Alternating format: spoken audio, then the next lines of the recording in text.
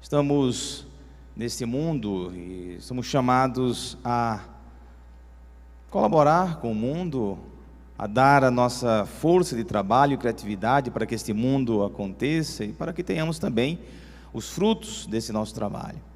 Mas também nós somos chamados a adorar a Deus, a dar a Deus algo de nós. E o que damos a Deus? Qual o espaço que Deus tem na nossa vida? E se eu perguntar a vocês, vocês conseguem equacionar a sua vida entre dar aquilo que é para o mundo, que cabe ao mundo, e aquilo que cabe a Deus? Vocês estariam num equilíbrio aí? Há um equilíbrio entre o que nós fazemos pelo mundo e o que nós fazemos a Deus? Pois a vida é chamada a este equilíbrio. A vida espiritual está na justa medida.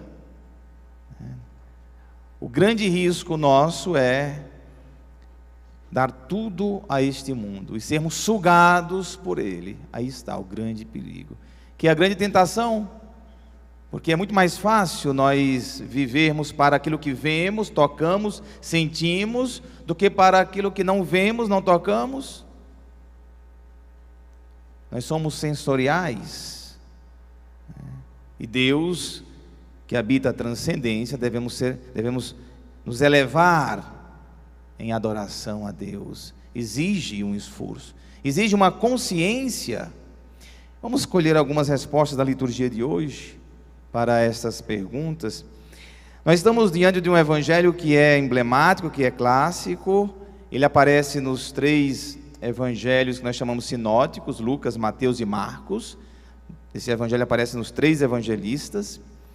E tem aqui uma grande reflexão. Hoje mesmo, quando eu estive meditando esse evangelho, escutando uns exegetas, interpretadores da palavra, pude aprender umas coisas que eu não tinha me dado conta ainda desta palavra. Isso que é bacana quando a gente estuda a palavra de Deus. Então nós temos aqui os fariseus e os herodianos, partidários de Herodes, que depois de se sentirem ameaçados por Jesus, e nos outros evangelhos do domingo passado a gente percebeu isso, Jesus dizendo parábolas que colocavam os judeus em situações assim, não muito confortáveis. Agora nós temos um grupo que arma um plano para pegar Jesus em armadilha, um plano arquitetado. E esse talvez tenha sido dos mais inteligentes planos, que colocou Jesus numa saia justa muito grande, sem tempo de pedir ajuda, sem consultar o Google, que a gente tem hoje em dia fácil na mão, né? Deixa eu consultar o Google aqui para ver a resposta. Não tinha. E nem podia consultar os universitários. Era ali na hora, Jesus Cristo tinha que dar uma resposta. E aí, eles enchem a bola de Jesus, como foi tudo bem arquitetado. Eles começam a elogiar Jesus. Vocês sabem, uma das formas da gente cair em armadilha é quando elogiam a gente, e a gente facilmente cai em elogios, na lábia de quem sabe elogiar. E eles começam por aí, porque fazia parte do plano tentar ludibriar Jesus, encher a bola de Jesus, inflar o ego de Jesus. Quando fizerem isso com você, sempre desconfie de muitos elogios e muita bajulação, tá? Só essa dica assim para vocês também terem esses cuidados. E aí eles começam dizendo: mestre, sabemos que és verdadeiro e que de fato ensinas o caminho de Deus. Olha só, quanto discurso bonito. Não te deixas influenciar pela opinião dos outros, pois não julgas um homem pelas aparências. Certamente disseram muito mais coisas do que isso. É porque, como eu disse para vocês no domingo passado, os textos eles eram bem reduzidos, porque também faltava papel era caro, faziam em papiros, então eles faziam tudo, mas encheram Jesus de muitos elogios. E aí veio o veneno, porque o veneno vem depois, tá? Eles perguntam: diz-nos, pois, o que pensas, é lícito ou não pagar imposto a César? Tão bem arquitetada esta pergunta, que qualquer uma das respostas colocaria Jesus em maus lençóis. Qualquer uma das respostas comprometeria Jesus muito, se ele dissesse sim ou se ele dissesse não. Vocês imaginam uma pergunta que o sim e o não aniquila a pessoa? Por isso que foi o maior plano para destruir Jesus, o maior plano.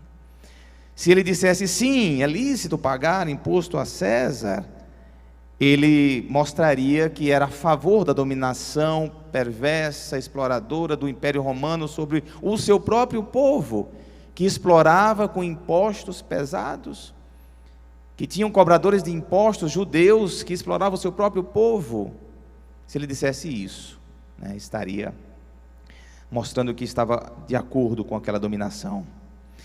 E se ele dissesse não é lícito pagar imposto, ele poderia ser preso como contraventor, um agitador, um revolucionário, alguém que estimulava o povo à desordem,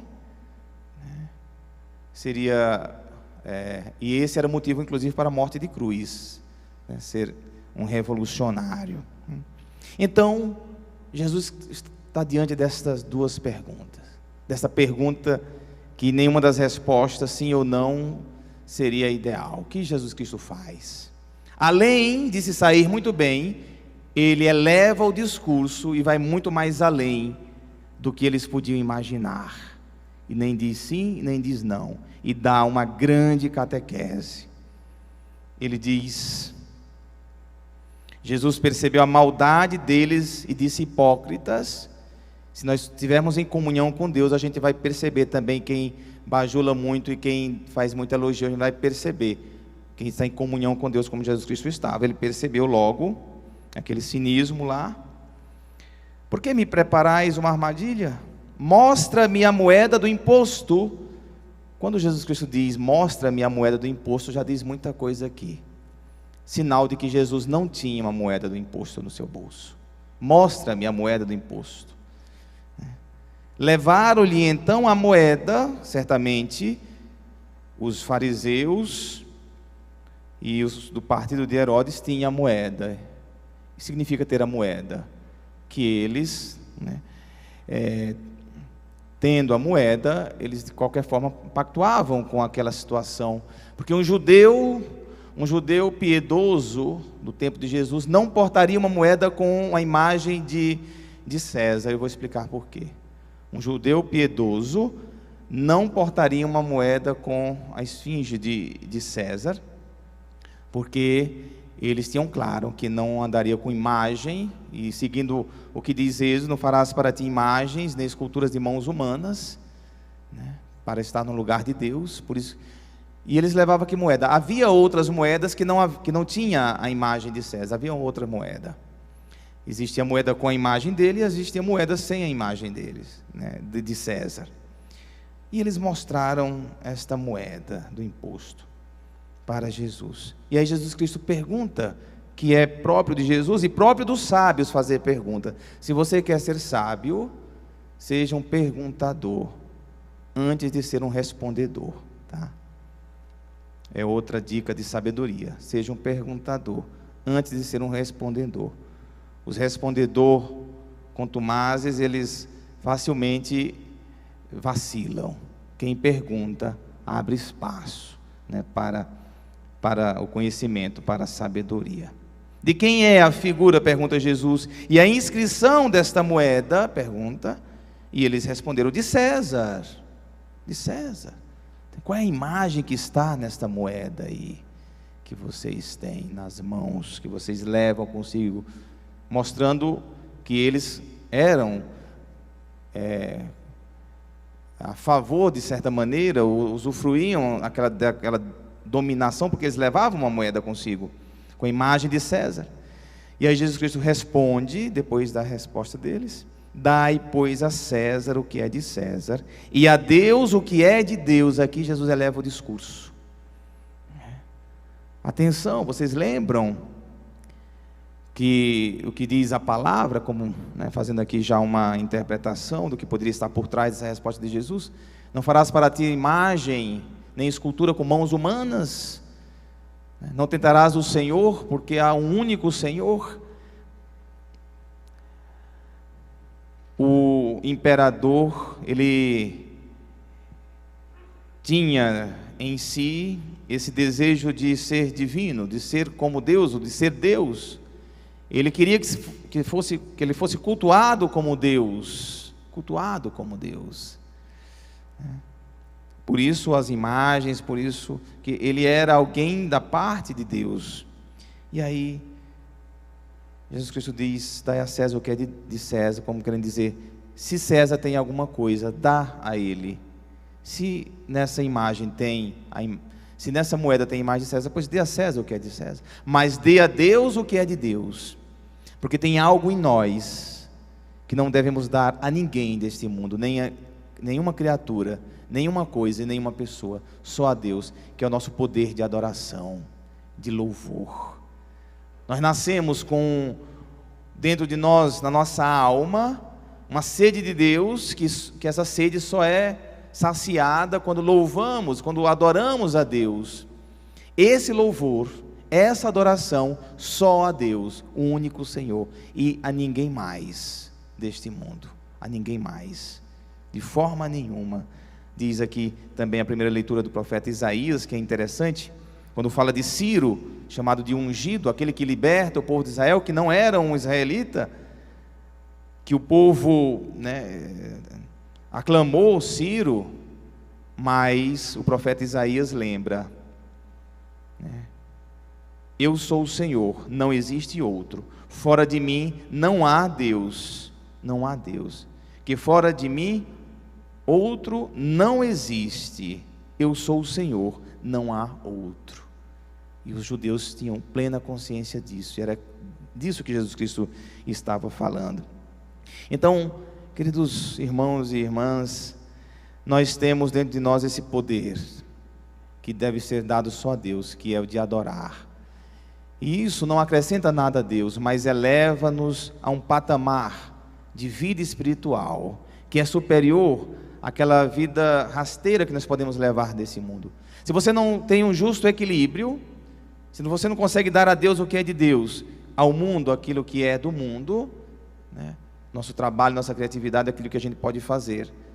Mas o que adoece espiritualmente uma pessoa é dar tudo a este mundo. O seu poder de adoração dado a uma pessoa, quando se vive a possessividade, quando se coloca alguém acima de Deus, isso acontece muito, sobretudo em tempos de carências. Quando se coloca gurus no lugar de Deus, quando se coloca o dinheiro, as coisas no lugar de Deus, toda a sua energia de adorar o único Senhor, você emprega nas coisas que são passageiras. Pessoas são passageiras, coisas são passageiras, são perecíveis, transitórias, não ficará pedra sobre pedra. Então imagina, você colocar tudo aquilo que você tem de melhor só nas coisas do mundo, que passa, ou em lugares, pessoas, lugares, coisas. E o que fazer então? Busquem todos os dias dizer quem é o único Senhor da sua vida. Na sua oração você deve dizer assim: Senhor, Tu és meu único Senhor, meu único Deus, não há outro Deus fora de mim. Façam isso, é um exercício, você tem que lembrar a você mesmo quem é o seu único Deus. Uma das coisas que faço na minha oração pessoal, e em casa tenho a alegria de ter uma capela dentro de casa, de ir diante do Santíssimo e dizer: Senhor, Tu és o meu único Senhor, não há um outro Deus fora de Ti. E aí eu preciso dizer isso. Ou então é necessário ter pelo menos uma vez na semana, um momento de adoração, ir numa capela, numa igreja, adorar o Senhor, porque se você não presta adoração a Deus, você fará isso a um outro, porque nós temos esse poder de adorar, nós temos essa inclinação natural por adorar, mas se não adoramos a Deus, vamos adorar um outro, ou uma outra coisa. Aqui nós temos uma capela do Santíssimo, 24 horas para adoração, de chegar e dizer: Senhor, estou aqui para Te adorar. E assim, você abre espaço na sua vida para Deus, você dá a Deus a sua vida, porque você é a imagem e semelhança de Deus, em você tem a imagem de Deus. Naquela moeda tinha a imagem de César, Em você tem a imagem de Deus, você é a imagem e semelhança de Deus. Então, se em você tem a imagem de Deus, você tem que dar a Deus o melhor de você, o seu louvor, a sua adoração. Gente, isso é libertador. Isso não é só uma questão de, eu vou fazer porque o padre está dizendo. Não. Você adora a Deus porque isso é libertador. Ao passo que você adora a Deus, você não será presa fácil de nenhuma coisa.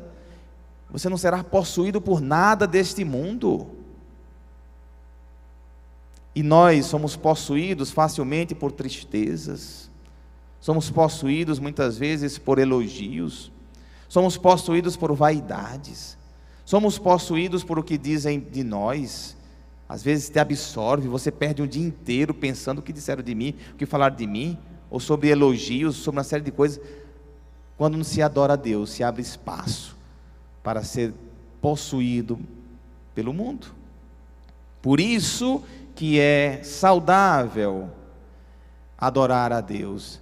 Aqui nós tínhamos colocado adoração toda sexta-feira, às 18 horas, toda sexta-feira a adoração. Paramos um pouco por conta da pandemia, mas vamos voltar.